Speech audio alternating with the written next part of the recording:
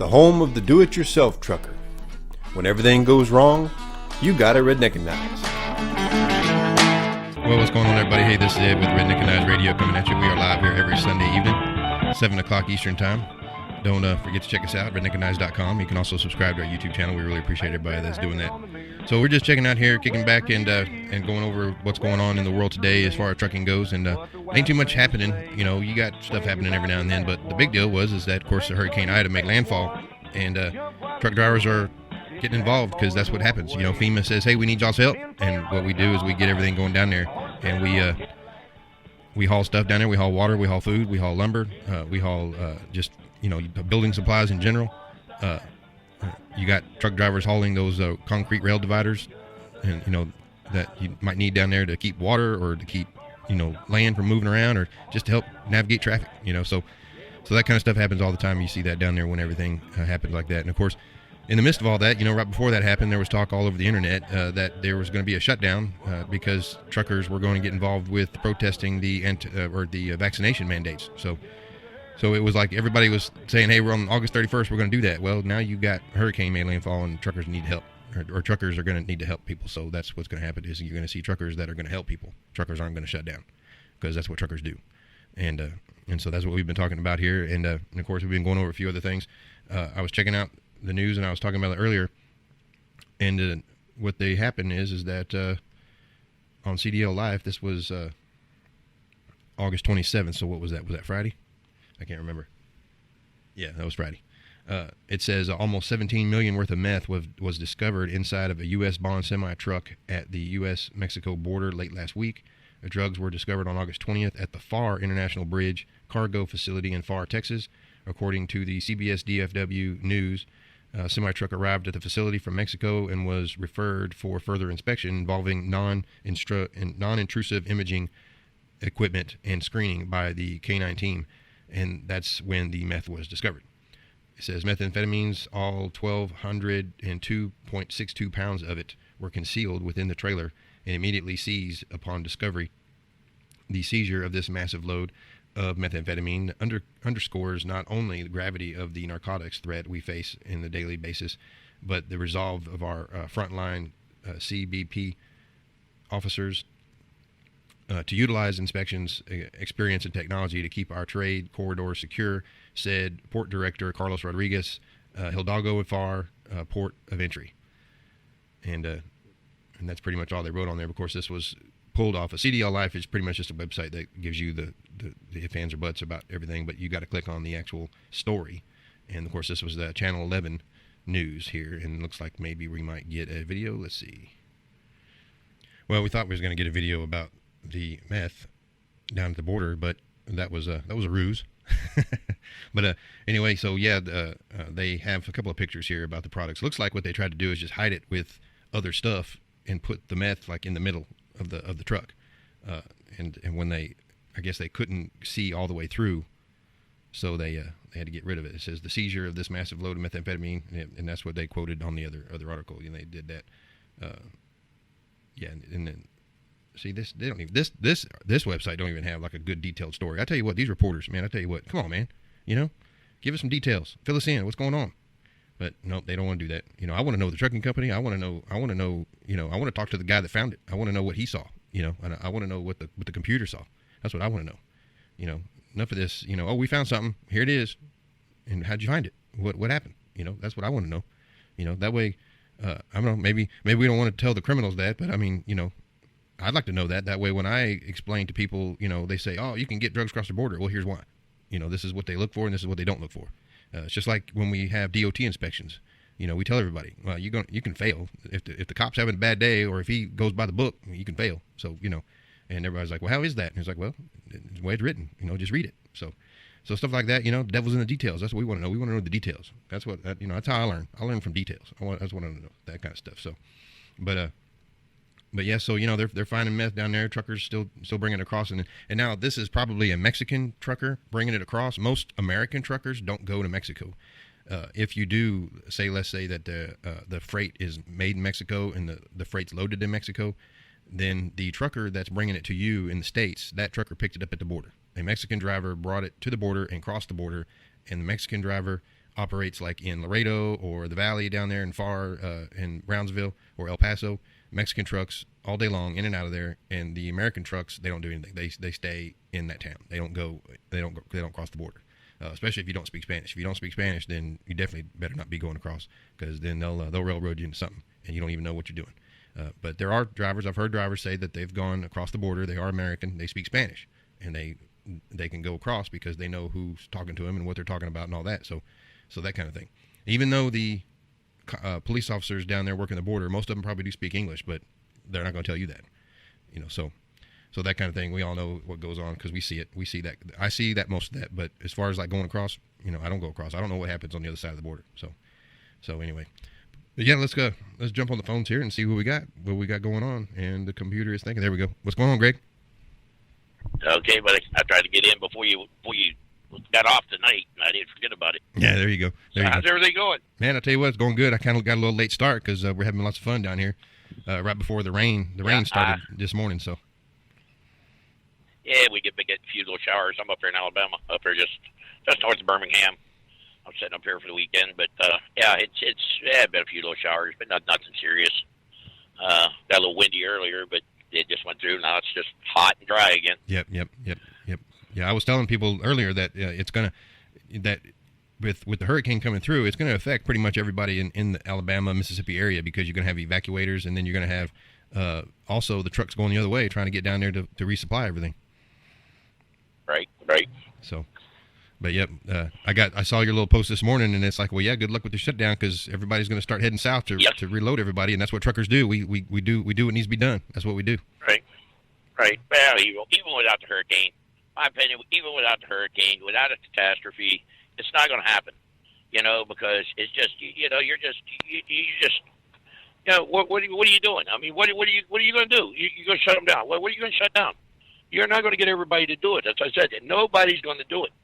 Not everybody's going to do it. You got these companies, and there's too much greed. There's too much greed in this country anymore for anybody to do it. Well, I can't afford to. Well, yeah, you can't afford to, but you can't afford not to either. If it's going to benefit you, you can't afford to shut down 24 hours. But everybody shuts down, every week or so, to do your 34-hour reset. Well, what the hell? It doesn't matter. Yeah. But yeah, I knew when that went on. It's nothing. There's never going. 37 plus years that I've been out here, and I hear this every year. Every stinking year, somebody's going to, we're going to shut these trucks down. We're going to do this, and we're going to do that. You know what happens? Crickets. Yeah. Well, nothing.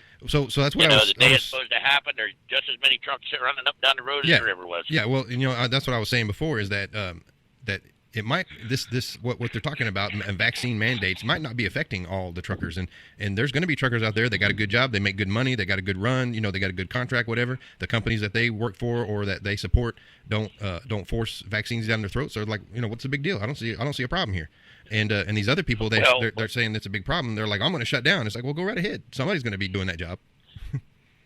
Right. Well, the way you got them out here now too. The drivers. I mean, just how smart they are. I mean, I'm not saying that truck drivers are dumb or anything. I mean, don't put words in my mouth here. But they say, well, if we quit or if we shut down or if we park the trucks or we shut down, they're going to fire us. Really? They're going to fire you? I don't know of a company out here right now that's not begging for drivers, including the one that I work for. As good as we get paid, they're begging for teams. They cannot get people to come over here and go to work. They cannot find drivers. They can't. That's why everybody. We're supposed to have this driver shortage. Well, if there's this big so-called, driver shortage, do you think it would be in the best interest of a company to fire a bunch of drivers because they wanted to sit for 24 hours? I mean, let's get real here. What are they going to do after that 24 hours is over with? They fire them drivers. All right. So now, okay, the 24 hours is gone. They fired the driver. Now what are they going to do for the next 24 hours? Because now they ain't got them drivers. Yeah. I mean, so what are they doing? What are they doing now? Now it'll take 3 months to hire somebody to put in that truck. Yeah. Give me a break, people. Quit. Well, it's just like the union whatever. things. If there's a trucking company that has 50 drivers or 500 drivers, and if you get over half of those drivers in that support each other and say, hey, I'm not going to go to work. Are you going to go to work? I'm not going to go to work. And if you get over half of them, then you're going to make some change. But in the whole regards of the whole trucking industry, you might get a company to change its ways, but you're not going to get the industry to just all of a sudden, the government, just like when they did the 10-4 DC and everything down there, and they sent the Trump people out there to talk to him. That didn't do anything. You talk to them, they give you some hats, and they say that they're working on it, but they're not working on it. They don't care. It draws attention. No. That's fine. But what I said this earlier, and I'll say it again. Well, the one thing, truckers are good people. The one thing they are not is united. Nope. Not and they united never will be. Nope. They never will be. They've been trying this stuff since way back. Since it's never going to happen. Right. It will never, ever happen. They do want to badmouth the police and everything else, but you know what? When the police say they're going to do something, they do it. Yeah. Yeah. One of their own gets in trouble or something. The whole brotherhood of the police, they back their brothers. Yep. Out here, somebody that you get in trouble out here, they'll step over top of you and keep on walking. That's right. And like they didn't see it. Yeah. You go out there and you do the best you can to get the rates you want and all that, and that's what you got to do. Now, if you get somewhere where the rates aren't good, then you got to go somewhere where the rates are, because if you feel like you're the one that's not being treated right, then there's always somewhere else you can go. Now, if you think that you should be able to change it, I mean, I tried to change Swift for the better.